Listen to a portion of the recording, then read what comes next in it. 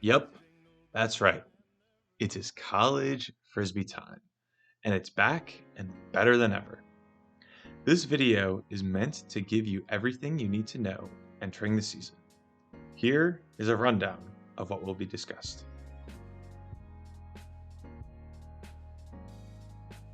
The regular season officially starts on January 1st, but the first tournaments will likely take place on January 17th or January 24th, as those are the weekends colleges are getting back to school.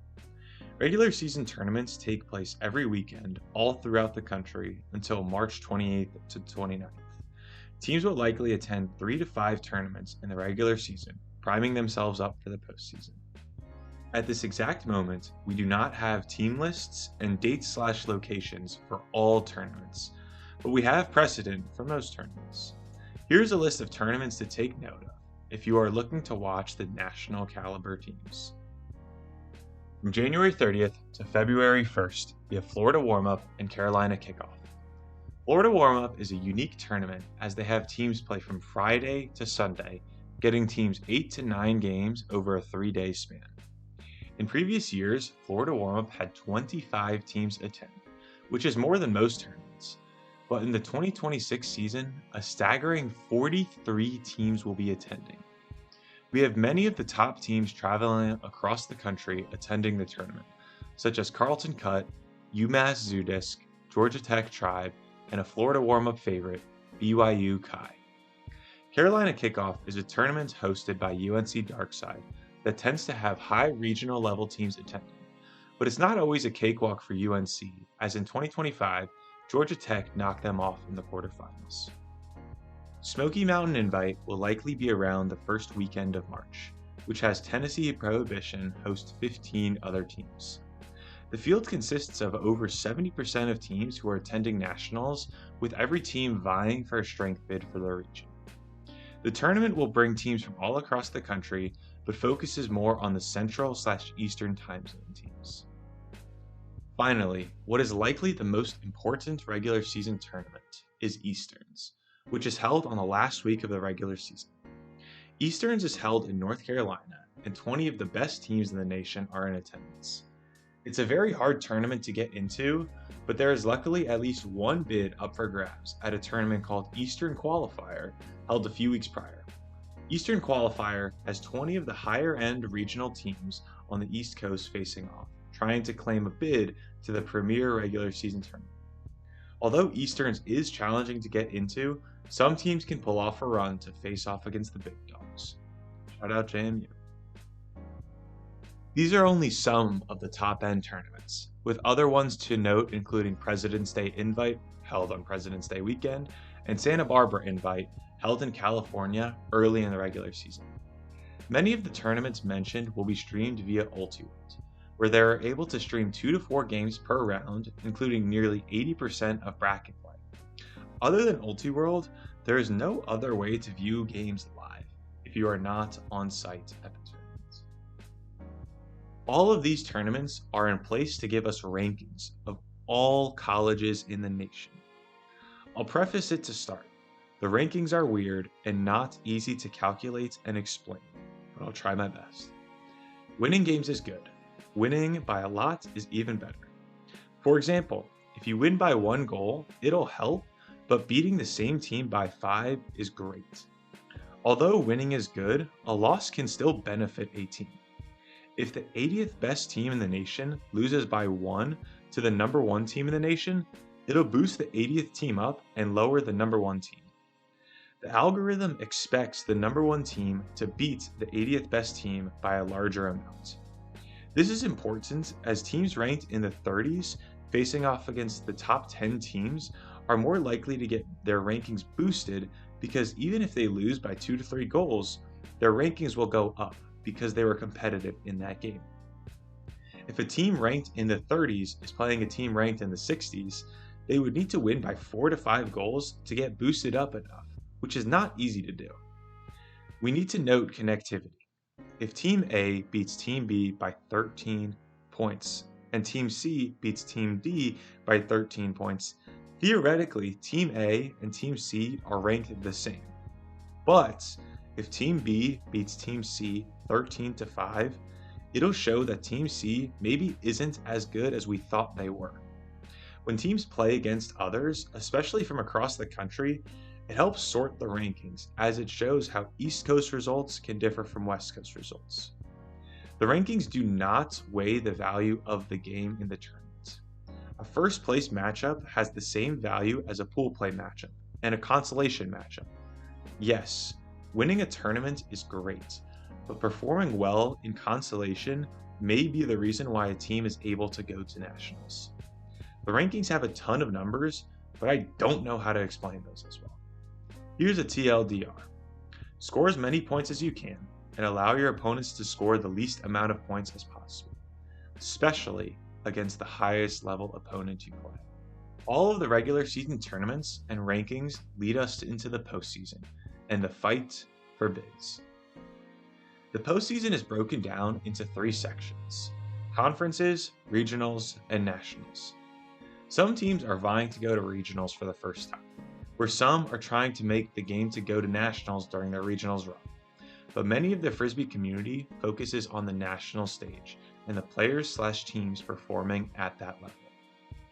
During the regular season, teams are trying to get a certain spot in the rankings to earn bids to regionals/nationals. Every team who elects to compete is automatically accepted into their conference tournament. They will need to place well enough to make regionals. Nearly all regions have 16 teams attend, and teams are fighting for a bid to go to nationals. Each region gets an automatic bid to nationals to ensure that there is geographic diversity at the nationals level. With 10 regions and 20 teams at nationals, this leaves 10 strength bids. Strength bids are given to the 10 teams ranked in the rankings after the first team in each region. Here's an example of the 2025 rankings and the bids. The first 5 teams have a gold star due to them being ranked first in their region at the end of the regular season, noting the automatic bid. Washington is the first team with the silver star, as they are the second Northwest team in the rankings. They help claim a strength bid for the region. As you can see on the right, Penn State, Chicago, and Cornell are all ranked above 20, but get the gold star due to them being ranked first in their region. Just because you claim an automatic or strength bid for your region does not mean you are guaranteed to go to nationals. Teams still need to place high enough at regionals to claim that bid. In 2025, 6th ranked Washington claimed a strength bid but did not go to nationals, as well as Chicago being ranked highest in the Great Lakes, but Michigan was the team to go to nationals from the region. Conferences and regionals take place in April to early May, concluding before the semester concludes for the students. Nationals takes place over 4 days on Memorial Day weekend, starting on Friday and having championships end on Monday. Whether you are a title contender or going to conferences for the first time, the postseason is a wonderful time for Frisbee, as everyone is priming themselves up to peak for the most important time of the year. The Atlantic Coast has the dynasty of the past decade in it, UNC Darkside. Darkside seems to be nearing the end of their dominant ways, but they are still locked to make nationals, being led by Matt Marcellos and Josh Singleton. Christian Belis and Stuart Kelly's UNC Wilmington Seamen look to fight for a strength bid. After those 2 teams, there's a glob of about 8 teams that can all beat each other, as well as UNC Wilmington, if they are having a good day and their opponent is not. A 2-bid Atlantic Coast would be great Frisbee to watch at regions, but I don't think that will happen. I think there are other teams and regions that will claim more deserving bids over UNC Wilmington. UNC Darkside claims my lone bid for nationals in the Atlantic Coast. The Great Lakes has one glaring question. Do the Davenport Panthers elect to play Division I? Davenport is a school that gives their Frisbee players scholarships, one of the few schools in the nation to do so. They were heavy favorites to win the Division III Nationals last season, but after falling to Middlebury Pranksters in the semifinals, it's still up in the air if they go Division I. This question is prominent to Aaron Bartlett's Michigan Magnum. Michigan is the clear best team in the region without Davenport, and would likely use the regular season to develop players, hoping to peak at regionals and nationals. If Davenport goes Division I, they pose a great threat to Michigan, meaning that both teams would likely play hard in the regular season to claim the auto bid and strength bid. I think Davenport will go D1 and will join Michigan to nationals, giving us a two-bid Great Lakes. Boy, oh boy, where do I start with the Metro East? This is, once again, the worst region in the nation. Ottawa GGs have been the regional winners the past 2 seasons, but do not perform all that well at nationals. I wish I could expand more on this region, but there are not many bright spots when viewed from the national competitive sense. I would predict that any of Ottawa, Yale, Rutgers, Cornell, or SUNY Binghamton will win the region, but I wouldn't be shocked if a team surprises us. I will take Ottawa to repeat as regional winners. The New England region has a lot of promise. UMass Sudisk is a top 5 team in the nation entering the season, led by Wyatt Kelman, Ethan Lehman, and Gavin Abrahamson. Declan Kervick's Vermont Chill have had a good rookie class in recent years. They should be a semi-lock for a strength bid. Brownie in Motion won nationals in 2024 but regressed in 2025. Are they capable of getting back to the stage this year? All of Tufts E-Men, Northeastern Huskies, and McGill Mutts are in contention to claim a strength bid as well. This region has a floor of 2 bids with a ceiling of 4. I think they will only get 2 bids, with UMass Sudisk and Brownie in Motion upsetting Vermont Chill at regionals to take the honors. The North Central used to be a riveting region, but with Declan Miller's Carlton Cut being the 2025 champion and an even better team in 2026, it is hard for teams to compete with them. Wisconsin Hodags used to be a staple at nationals, but have fallen off a bit. Austin Gins, Minnesota Gophers were at nationals nearly every year the past decade, but took a hit in 2025. There is a chance that one of those 2 teams could claim a strength bid, but I wouldn't bet on it. Carlton Cut runs away with the 1 bid North Central region. The Northwest is the best region in the nation. Micah Glass is a top 5 player leading a top 5 team in Oregon Ego. Felix Morin returns for a rejuvenated Oregon State Beavers. Elijah Diamond and Cedar Hines are maybe the best duo in the nation on Western Washington dirt. Justin Podnar's British Columbia, Will Selfridge's Utah Zion Curtin, Carter Bayer's Washington Sun Dodgers, Max Pettinuzzo's Victoria Vikes, and Porter Staub's Utah Valley are all teams I could see making nationals and making the bracket. That's 8 teams. Oh, and BYU Kai is going to be a great team once again. They will not go to nationals due to school policy, but they are always a nationals caliber team. Now, this region won't get 8 bids, but it feels like they're bound to get anywhere from 4 to 6. I have Oregon Ego, Oregon State Beavers, Western Washington Dirt, Utah Zion Curtin, Victoria Vikes, and British Columbia Thunderbirds making nationals. 6 bids sounds like a lot, which it is, but I wouldn't be surprised if they got 7. The Ohio Valley region used to be dominated by Pittsburgh and Sabanur. That was until 2024 when Logan Piercy's Penn State Spank came onto the scene, making nationals for the first time in over 20 years, as they claimed a strength bid for the region. 2026 will be fun for this region, for these 2 teams only. Penn State is entering the season as the region favorite, but Julius Clyburn's Pittsburgh can play strong enough to claim a strength bid and even dethrone Penn State. I have both teams going to nationals in 2026, with teams like Ohio State Leadbelly and Cincinnati Bearcats posing a long shot threat to beat Pittsburgh if there are 2 bids in the region. The South Central has a top 5 team in the nation and 2025 runner-up, Colorado Mama Bird, led by Tobias Brooks. Colorado is already looking at nationals in 2026, and they have an easy route to get there. Texas Tough is returning many of their key playmakers, Xavier Fuza, Aaron Barcio, and Owen Smith, as well as adding former Carlton Cut captain Cullen Baker to the squad.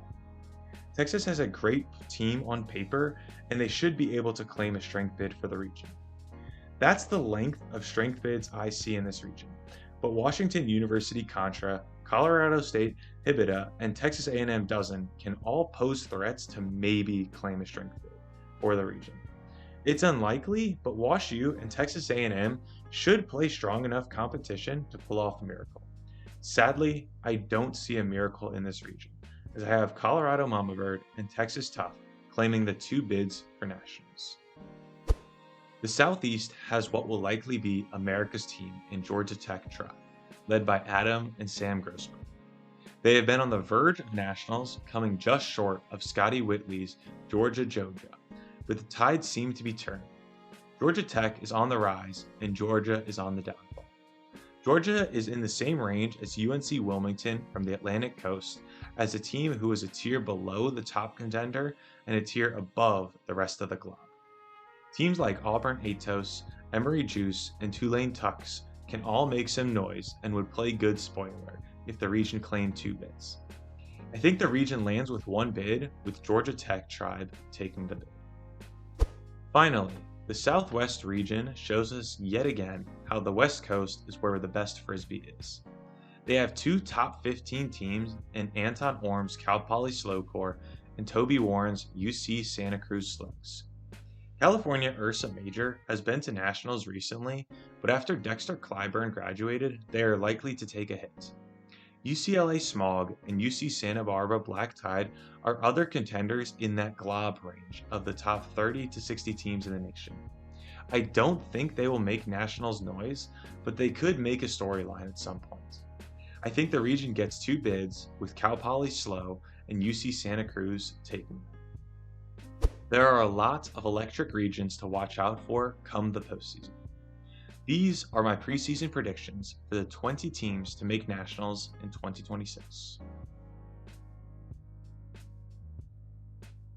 This year's rookie class looks to be very deep, with no clear frontrunner for Rookie of the Year.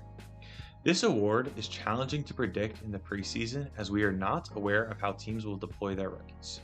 We, as viewers, do not get to see much film on incoming rookies before entering college, so we must rely on word of mouth and assessment in real time to truly see where players rank.